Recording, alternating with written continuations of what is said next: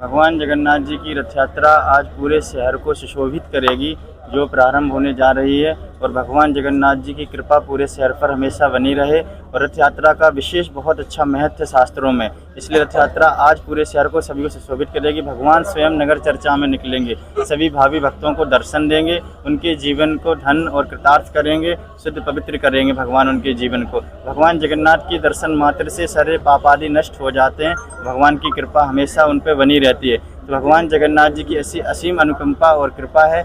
सभी पूरे शहर में यात्रा प्रारंभ होगी और पूरे शहर को सुशोभित करते हुए निज मंदिर आके महाआरती होगी। फिर भगवान जगन्नाथ जी सभी पर कृपा और आशीर्वाद बनाए रखेंगे। ये हमारी 19वीं यात्रा भगवान जगन्नाथ जी की। 30 फ्लॉट होंगे, रास मंडली होगी, शिव तांडव होंगे, महाकाली होगी, महाबली हनुमान जी होंगे, साधु संत होंगे, अखाड़े द्वारे वाले होंगे, संस्कृत प्रतिकृत करेंगे जो कि पूरे शहर को सुशोभित करेंगे और संस्कृति हिंदुत्व का जागृति करेंगे।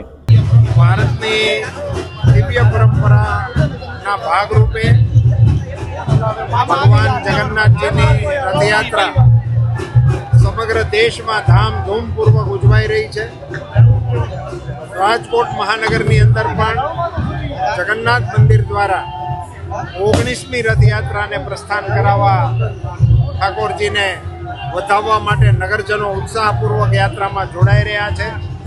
રાજકોટના રાજવી તરીકે માંધાતાસિંહજી અને શહેરના ગણમાન્ય લોકોની ઉપસ્થિતિમાં ઠાકોરજીની આરતી કરી અને જગન્નાથ પ્રભુજીને સેવા કરી અને નગરચર્યા માટે તૈયારી કરી છે। ટૂંક જ ક્ષણમાં ભગવાન જગન્નાથજી રાજકોટની નગર ચર્ચા કરવા માટે પધારી રહ્યા છે। એમનું સ્વાગત છે। એમના ચરણોમાં પ્રાર્થના કરીએ સમગ્ર માનવ જાત ઉપર એમના આશીર્વાદ ઉતરતા।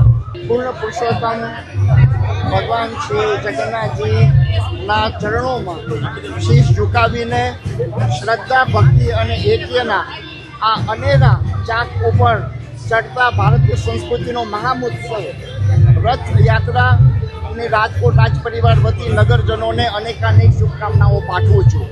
આજના અષાઢી બીજના પાવનકારી દિવસે જ્યારે જગન્નાથજી મહારાજ ભાઈ શ્રી બલરામજીને અને બેન શ્રી સુભદ્રાજીની સંગાથે અનુક્રમે નંદી ઘોષ, તાલ ધ્વજ અને દર્પદલન નામના રથમાં સવાર થઈને બિરાજમાન થઈને નગર ચર્ચાએ નીકળે છે, ત્યારે શ્રદ્ધા, ભક્તિ અને એક્યનો એક અનેરો ત્રિવેણી સંગમ રચાય છે। આજે અસંખ્ય લોકો રથને ખેંચે છે ત્યારે એક પ્રશ્ન થાય કે આપણે પણ શું આપણા જીવનના રથને ભગવાન તરફ ખેંચી રહ્યા છીએ? ભગવાનના આ રથની સાથે જ આપણા જીવનના રથને પ્રભુ તરફ ખેંચવા માટે કામ, ક્રોધ, લોભ, મોહ, માયાના દૂષણોથી મનને મુક્ત કરવા કટિબદ્ધ થઈએ એ રથયાત્રાનું એક સૂચન છે, એક દિશા દર્શન છે।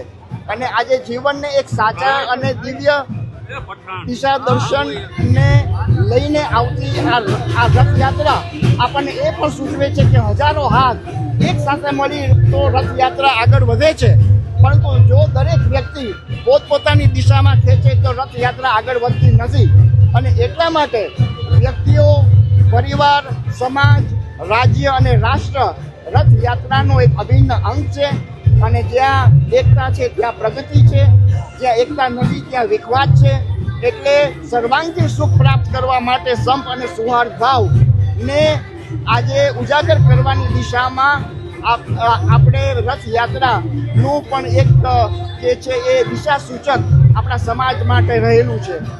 આજે આપણે પ્રભુને પૂર્ણ રીતે સ્વીકારીને અને આપણા હૃદયની અંદર આપણે સારથી સ્વરૂપે ભગવાનને બિરાજમાન કરીશું તો ભગવાન આપણા હૃદયમાં આવીને સંપૂર્ણ રીતે આપણને શાંતિ, પરમ આનંદ, સ્થિરતા અને સુખનો આનંદ કરાવે છે। એ આજના રથયાત્રાનું એ આપણે મર્મ છે।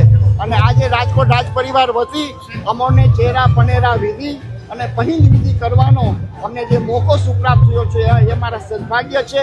અને રાજકોટ રાજ પરિવાર વતી હું સર્વ નગરજનોને અને ભારતવાસીઓને અષાઢી બીજના પાવન પર્વની રથયાત્રા, નગર ચર્ચાની, જગન્નાથજીના, બલરામજીના, સુભદ્રાજીના દિવ્ય દર્શનની શુભેચ્છાઓ અને શુભકામનાઓ પાઠવું છું।